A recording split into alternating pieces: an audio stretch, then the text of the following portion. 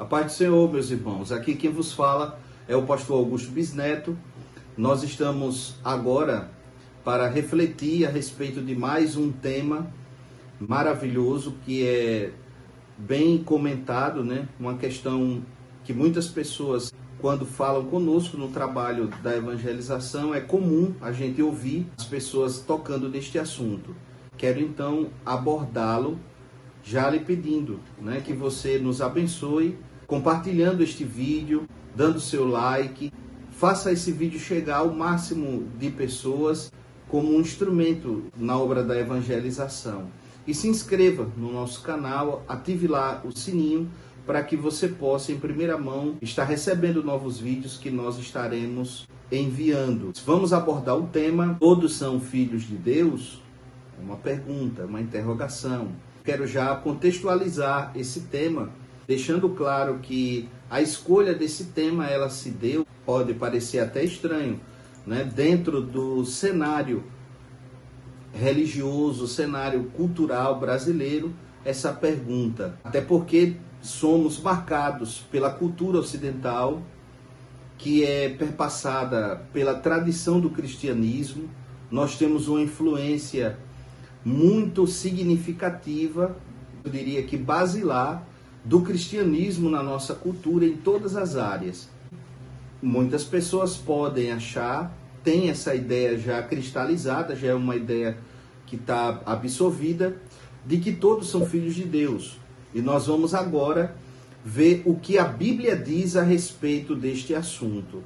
Quero já de início dizer que existem dois tipos de filiação: a filiação consanguínea, a filiação natural, e também existe a filiação adotiva. Nós vamos observar que a filiação consanguínea, que é o processo natural em que os pais geram seus filhos, transmitindo a sua descendência, a seus filhos, portanto, a sua informação genética.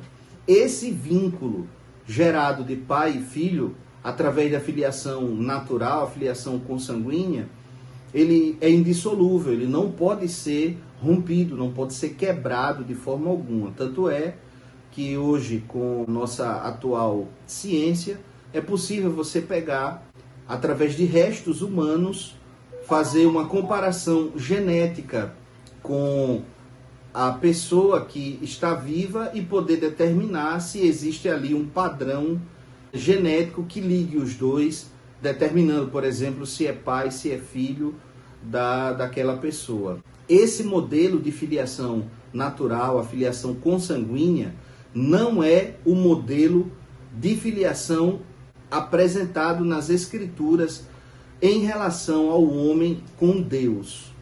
A relação do homem com Deus não é marcada pela filiação natural ou consanguínea. E isso nós podemos encontrar, por exemplo, no Evangelho de João, capítulo 4, versículo 24.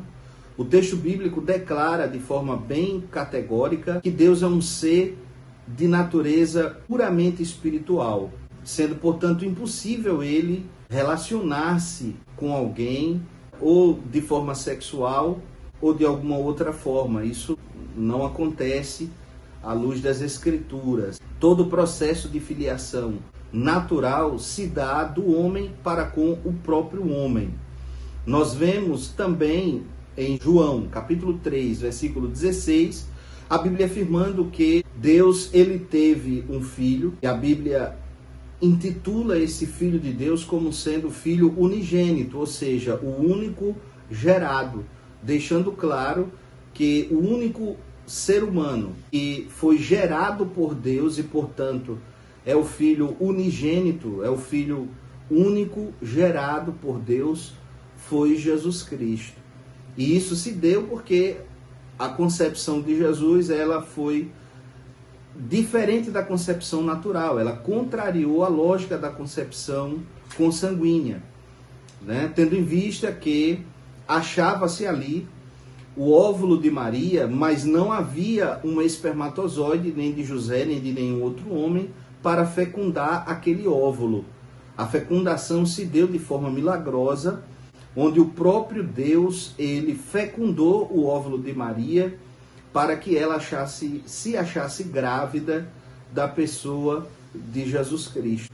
Portanto, o único ser humano que já foi diretamente gerado por Deus na terra foi Jesus Cristo. E é por isso que ele recebe esse título de unigênito, de único gerado por Deus. A filiação que a Bíblia apresenta como sendo a filiação correta, o modelo bíblico de filiação do homem para com Deus, é a filiação por adoção.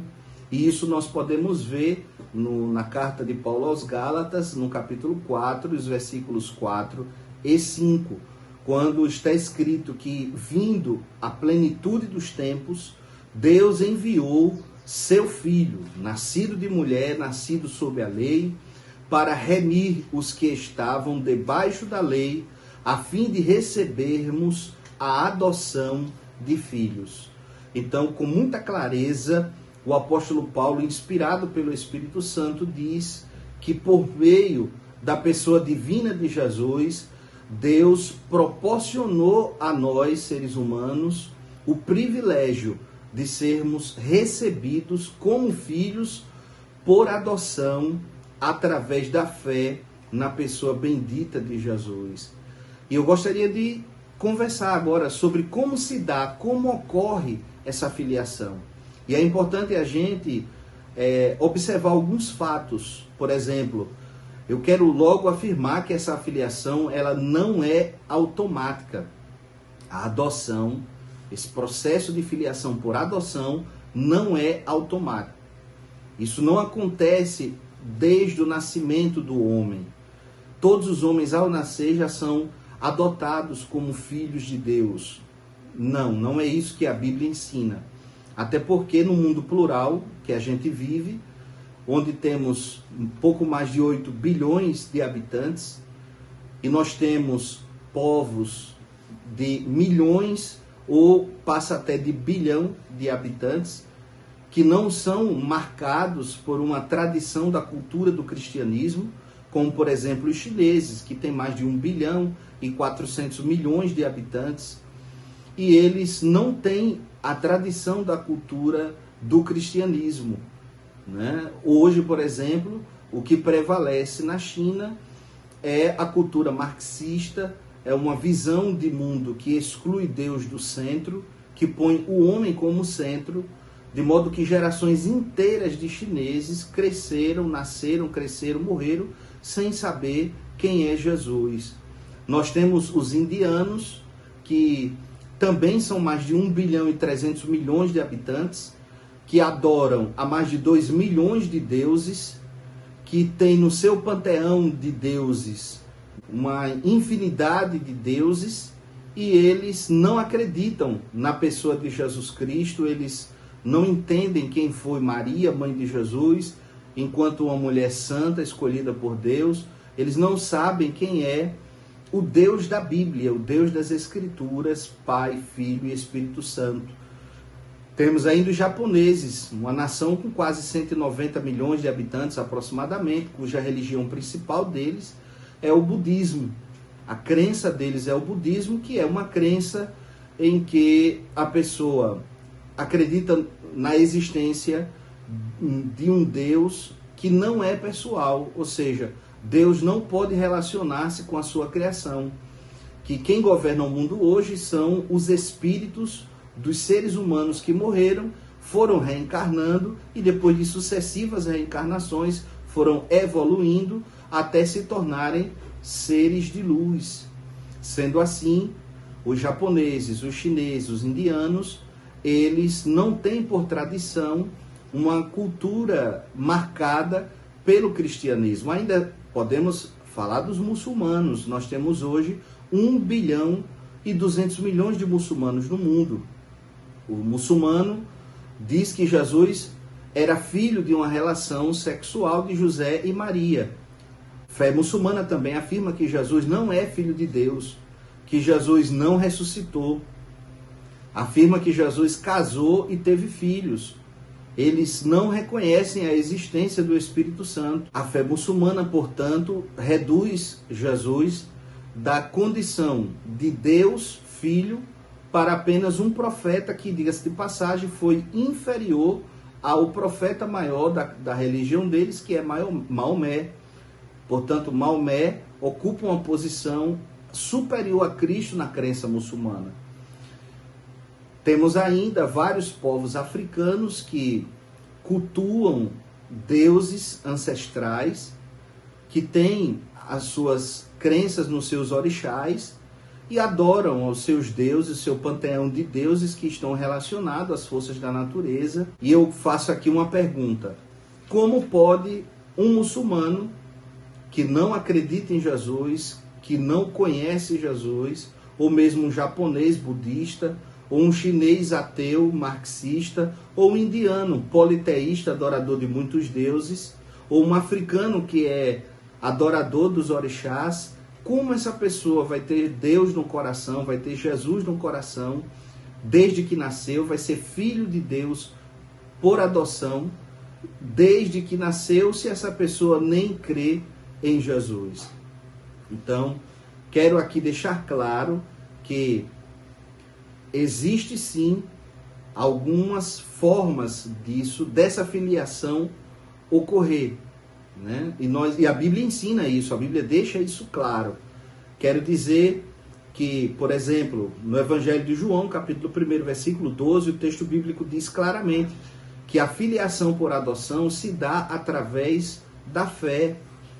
Está lá no texto dizendo que, mas a todos quantos o receberam, deu-lhes o poder de serem feitos filhos de Deus, aos que creem no seu nome. Então, é através da fé na pessoa divina de Jesus que o homem recebe o privilégio de se tornar um filho adotivo de Deus.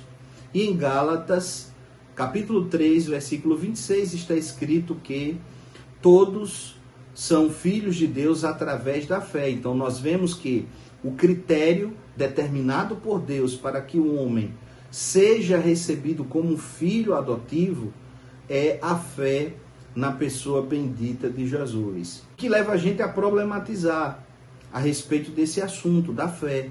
Que tipo de fé é essa que a Bíblia está dizendo?